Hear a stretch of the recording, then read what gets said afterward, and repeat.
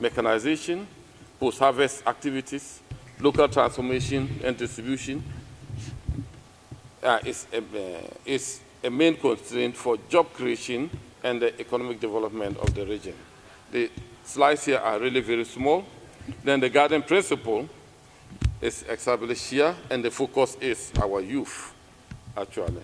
So, building a large partnership to address a huge challenge. That's the objective, is to create 1 million jobs. That's self-employment for the youth within 4 years for the fast-track impactful actions to improve the agricultural value chain. And how do we do it? By deploying modulable and affordable energy systems, production and transformation infrastructures, and massive technical assistance to build capacity of the small agro-processing enterprises. And finally, the focus will be enhancing the entire agricultural value chain with labor-intensive projects. So, what are the products? We're talking here of solar kits, which are modular in nature. We're talking about solar kits and mini grids. We're talking about biogas systems for cooking and lighting appliances. We're talking of bioslurry for increasing agricultural and fish farming. And finally, a smart solar equipment for pumping, irrigation, mechanization, mills, cold storage, food processing, distribution, and marketing. So all these things we want to see, how are we going to bring in energy solutions to improve the way we do business in the agricultural value chain. And the exclusive use of solar and biogas technologies will be actually promoted. The promotion of sustainable agriculture and forestry, reforestation through promotion of alternative cooking energy, mobilization of water resources to improve agriculture, and the overall improve security, health, and education services. We'll come on to, there will be what we call technical assistances, which I will not delve on so much, if not I have a lot of slides. Then we have the delivery model for the Bright Africa Partnership. Will be combining energy systems, that's technical assistance, and economic development infrastructure to support job creation in the agricultural value chain. And I will not delve too much here. You will see I'll move very fast into some of the projects which are coming up. But for the first thing, let me go to, I will not look at the risk analysis. The pilot phase of this project actually has started because UNDP was one of the partners with UNDP in the Gourma region of Mali, Burkina Faso, and Niger, just in that border where there is actual crisis, and is supported by CIDA with an amount of $10 million US, which has already taken off. And the projects that I'll present will be typically bits and pieces of what is incorporated here.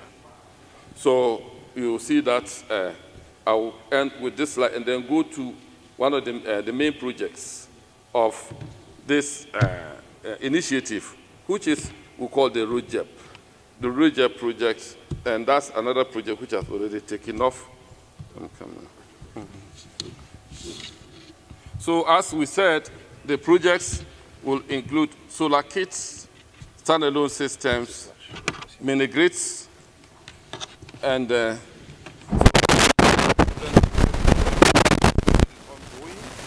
sponsored by the World Bank for the amount of $265 million. That is all ECOWAS member states and from 4 other countries. That is the first project of the initiative of Bright Africa is, apart from the pilot, which is being taken up in the holistic manner in that small area in Burkina Faso, Mali, and Niger, the standalone programs of this activity, or of this so-called initiative, the first is the ROJEP. There are quite a number of them. ROJEP is the first to have taken off because we're happy to get early enough the support of the World Bank into this, who brought in this money. We also got other support from the Dutch government, from CTF, that's Clean Technology Fund of the World Bank, and from the World Bank itself. And this goes to talk again the same story of the energy access in West Africa, with about 600 million people without access still in sub-Saharan Africa, which is a challenge, and 70% of them still living in rural areas. These are things that we talked of. Education and health have extremely low rates of electrification, and the privately financed standalone solar systems can also help bridge the gap of West Africa's energy deficit. So, and then West Africa and the Sahel are yet to benefit from solar PV innovations and disruptive businesses. Okay. Now, the market potential. We have 31 million households that could be electrified using what are called standalone systems in West Africa. This is a market assessment that we have carried out with the support of the World Bank to cover every member state. And this would have costed $6.6 billion estimate and 800,000 educational units will also need to be electrified, and $1.5 billion is for investment in the education and healthcare facilities in the region for standalone systems. And batteries, that the barrier to solar PV uptake and market growth, this is the West African market is really very, very fragmented. Many countries, very small, dispersed populations, lack of appropriate policies and regulatory framework, absence of supporting ecosystem for solar industry, poor access to finance, lack of clear information on the demand and customer segments. So these are some of the gaps that we are going to try to bridge. So we do what we call it. So the project objective is to establish a regional market based on the earlier slide, and to increase access to households, businesses, and public institutions with quality verified standalone solar system. And then we prove technical and financial capacity of the regional and country. Now, these are the type of products we're talking about. It's going to range all the way from pico systems. So for individual entrepreneurs who are dealing with pico systems through the installment payment system, probably using mobile money, pay-go schemes, and other things. So these are systems that could cost between $70 to $500,000. And then standalone systems support small businesses that promote productive uses of electricity. So it's not just, we're not only looking at providing lights, but we also want to promote productive ventures so that people can also get electricity to promote their businesses. So, and this could include solar water pumping, solar irrigation, solar electricity, SMEs, and so on. Then these are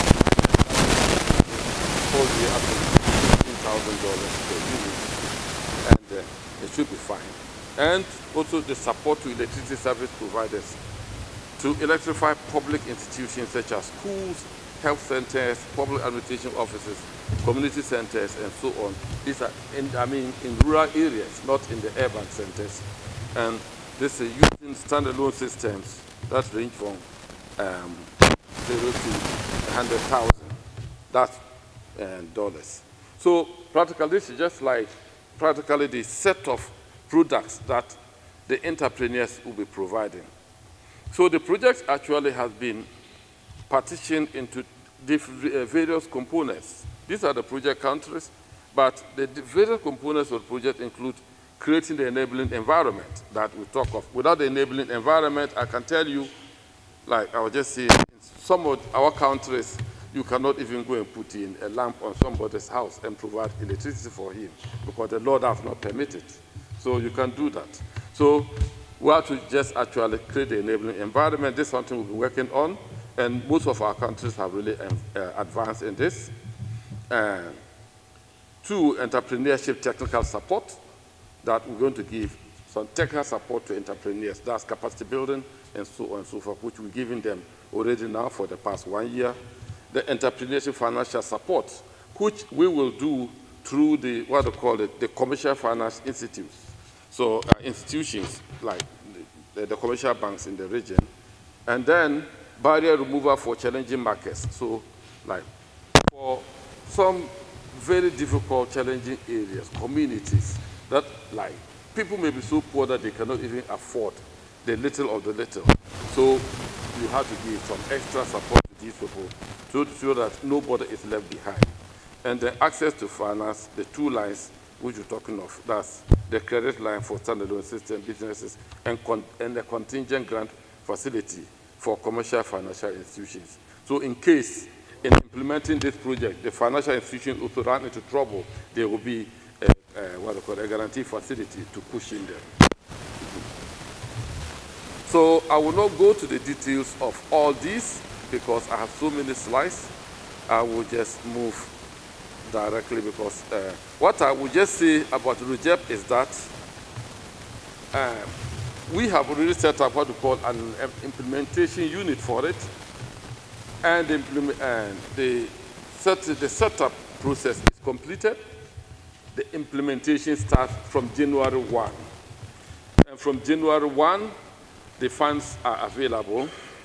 Unfortunately, our own bank, EBIT, did not qualify to access the World Bank funds, but BORD will be handling the funds, and they will work with the local financial institutions who would on lend to the entrepreneurs. So we will work with BORD to also identify which financial, entrepreneurs in the region are really showing some promise, because it's going to be different categories of entrepreneurs. Some are even starters. So, and for the starters that we've been giving training for the past years, of course, whatever support that we can lend to them, we'll try to get them through this. So the amount of $150 million will be available to support this grant from January 1st. And we are already going around the countries, informing them the rules of engagement and which banks will be involved, the interest rate levels. I know the question always starts with how much interest rate. The World Bank is not charging BORD any interest for holding the money. The BORD is not allowed to put more than 2% on the amount for the administrative costs. And the local finance institutions are not allowed to put more than 3% on the amount. So practically, we cannot have an interest of more than 5% on any of the loans that will be issued to the private sector on this, on this activity. This is the basic agreement that we came to. So if you are lucky, it could be low, but it cannot be more than the 5%. This is because the banks are not working for free. They also want to earn something. So, so I will not, we're doing 2 pilot projects actually, because it's established everywhere that, particularly in East Africa, that you can go and put PV systems on people's homes and they will pay monthly electricity bills. In East Africa, it's a very common system on the PayGo system, which is actually deployed in rural areas. But in West Africa, so we're just adapting that model and see how to get it replicated here. But nobody has demonstrated how do you do this type of thing in the public sector, particularly the hospitals and schools and public administration buildings in rural communities. So we are doing 2 projects in Nigeria and Niger. And these are pilots where we are going to, we have already surveyed over 60 health centers and schools in Nigeria. The survey conducted at over 25 localities for the health facilities and things like that. And then in Niger, we are doing a similar thing. This is a flow chart of how the resources is going to flow until it gets to the final consumer. And I will end this one here. Now, the next presentation I'm going to show is the mini-grid program. So we have got ROGEP on the way. The other program to support Bright Africa or Bright West Africa is a mini-grid program where we go to mini-grids. Is a bit different from the standalone systems. You take a community that is more clustered, and then you put in a small generation unit with storage and supply the community. It's possible to do that. Why we're doing this is because we still have large rural areas, rural communities, which are very far from the main grid, and it will take them another 5 to 10 years before they could get connected. So to avoid a situation where these people are waiting for this, why don't we do mini grids? Once the mini grid is created, if the grid gets there, they just connect. So the city or the town is already connected. So I will not spend so much time on this early slides because I might have shown this slide maybe in another one. And this is also the energy and electricity situation in West Africa. And then the challenges facing the sector, that's the energy sector. We're still talking of 22,000, that's 22 megawatts, 22 gigawatts of installed capacity in West Africa. But the demand is about 30 gigawatts. So we still have a deficit of 8 gigawatts of installed capacity. And the installed capacity and requirements by 2030 will be increasing to 40 gigawatts. So which means we still have a gap. We still have a huge gap in our, in our supply. In the West African power pool, 89% of the total demand presently comes from just 4 countries, which includes Nigeria, still the biggest, Cote d'Ivoire, Senegal, and Ghana. The transmission and distribution losses in the system are still very high. We have up to 40% losses in some of the countries. This tells you that, imagine that you make a product and lose 40% of it, and it's only perhaps 60% of it that gets to the end user. This is not a very interesting scenario. But clean mini grids can really make a huge difference, because what we talk of, they can be part of the solution to this problem. Mini grids, we can say, is a set of small units that really provide small communities. They can range from 10 kilowatts all the way up to even 10 megawatts. Sometimes some people classify that as a mini grid. But in our region, we will not say 10 megawatt is a mini grid. But in China, 10 megawatt is still a mini grid. Yes. The competitive advantage of mini grid is that West Africa is endowed with abundant free renewable energy sources with an average solar irradiation of 200 watts per meter squared. So on every meter squared, you can get 200 watts. And let me see, 200 watts is enough to provide for a small home all your lighting equipment. 200 watts today can take like 10 bulbs. This is telling us. So this tells you that just from 1 meter square of area, this just to give you a feel of what is 200 watts. So in addition, some regions have a good mean annual precipitation and adequate topography for hydropower plants. So these areas, some areas also have wind, a sizable, our region is not very well endowed with wind energy, but in some pocket locations, we still have wind, which can be tapped. Photovoltaic electricity prices have dropped by 70% for the past 6 years. So, and it's still going to drop in the next 4 or 5 years. So you can just imagine that dropping by 70%. So now we just at 30% of the cost of the amount that we used to pay for a solar voltaic panel 5 years ago. And don't be surprised that in another 5 years' time, we'll be paying probably 10% or 15% of what we were paying 5 years ago. Yeah. And clean energy CMG program objectives, that's the clean mini grid program objectives. So we say the regional energy policy, we're talking of a target of 60,000 actually clean mini grids and standalone systems by 2020. They left us. And we're also talking of 120,000 clean mini grids and standalone systems by 2030. The total capacity of these clean mini grids that can be deployed in this system, we're talking of 7.6 gigawatts, which is estimated to cost about $20 billion. That's in 2020, and we're talking of another $18 billion in 2030. That is if we increase to the 2030 value of mini grids. And then 4 million people from 1,116 pre-identified villages in ECOWAS countries will benefit from the initial phase of the program. So in this initial program, we're talking of doing 4,000 mini grids. We're talking of doing 4,000 mini grids, and these villages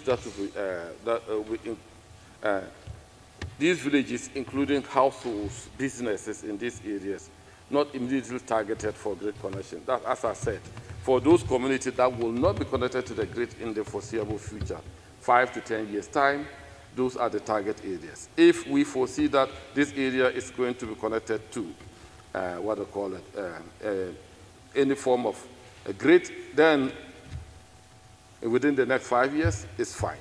We don't see the need for a mini grid there. So, and in addition, end users, such as social facilities, health centers, schools, and what they call hospitals, and administration buildings will also benefit from clean energy mini grids. The specific objectives and strategic approach. The program will catalyze potential resources from the public and private sectors and financial institutions, as well as from interested development partners. So everybody is part of this. Everybody is involved in this. The strategy will require addressing primarily financial barriers to private sector-led generation utilizing renewable energy-based mini grids. And through the clean energy mini grids, the financing model for electricity of 4 million people from this 116 villages and communities currently living without access in the ECOWAS region. Then successful financing electrification models will also be identified for replication across the region. Concessional finance is actually required, and that is actually why we're talking of this, because the upfront cost of clean energy mini grids is still somehow, we're talking of communities that are not endowed. These are rural communities, and their ability to pay, they are not like urban urban dwellers who earn a lot more. So when you're talking about this, you're also looking at the people you are serving, so that at least let them see the benefit. Let it not be another headache for them. So the implementation scheme will be a preparatory phase. We're talking of that, which will be in establishing some sort of a management scheme, talking with the parliamentary actors in due course, and then we'll go to implementation. It will go to implementation phase, and then finally the end result. Now, in this one, we will move to closure of implementation phase up to the 6 months, and the implementation phase will take up to 4 years. Now, then the component 1 will be the establishment of the management structure, which is not part of this. And component 2, we're talking of developing a regional market. You can see from this slide that we are talking of a comprehensive enabling environment must be in place to support growing the off-grid market segment with clear plans, supportive of laws, regulations, and financial incentives, both set of quality assurance standards, and long-term technical capacity building support measures. You will see that from the chart here, which is developed by the World Bank, shows the level of preparedness to engage in private sector investment in the energy sector, in the area of clean energy mini grids and standalone systems.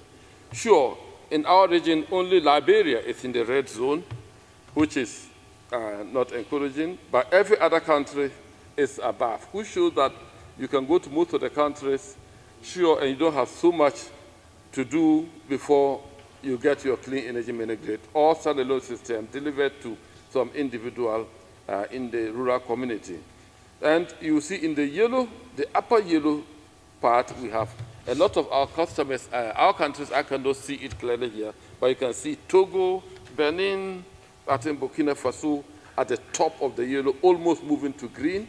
So actually, if they do the assessment today, these three countries will have been in the green because we worked with them a lot in the past years, and so much has changed. Benin just passed the last set of regulations to move into the green zone.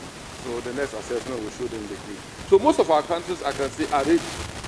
Or I can say, even those in the yellow, if they do the assessment today, they will find them in the green. They are ready.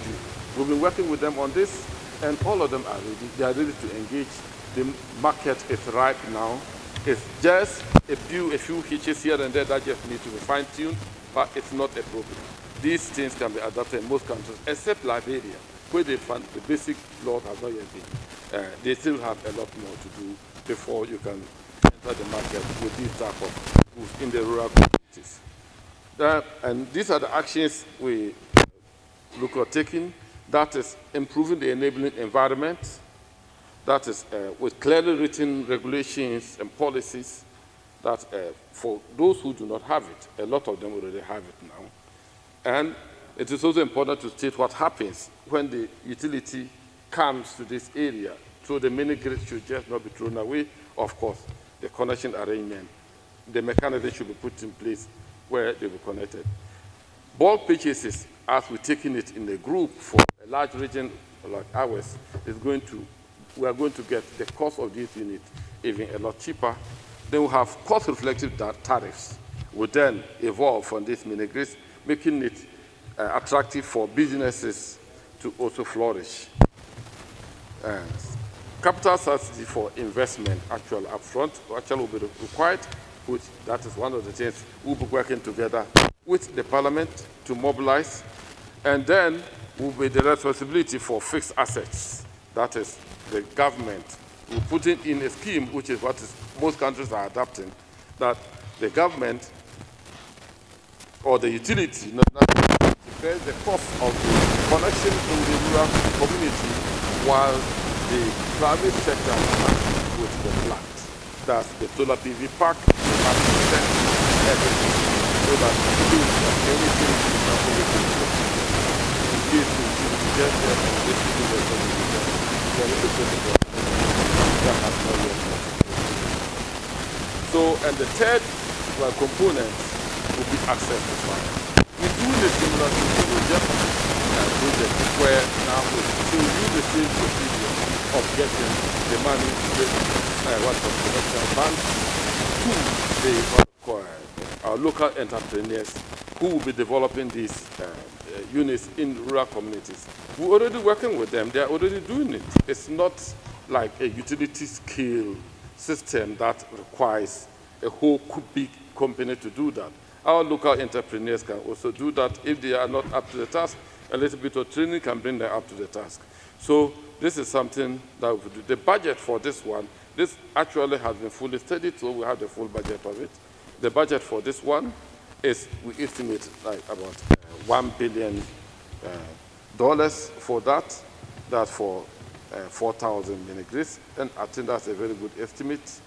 And it's to cover all the three components: the management, the development of the regional market, and providing financing to the private sector or entrepreneurs who will be developing clean energy mini-grids. Thank you very much. It's a pleasure being with you.